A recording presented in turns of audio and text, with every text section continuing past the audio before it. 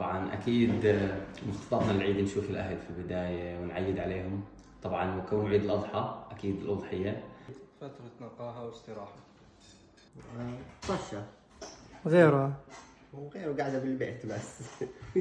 والله فترة نقاهة. مخططات يعني كالعادة زي كل الناس إن شاء الله تقديم الأضحية إن شاء الله لوجه الله. ثاني جنسيات الأهل والأقارب يعني أمور يعني استجمام بعدين.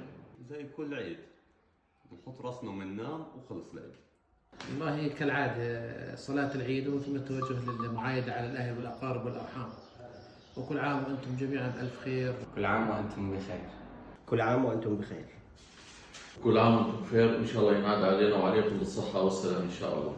كل عام وأنتم بألف خير من دجاج الخير. كل عام وانتم بخير. كل عام وانتم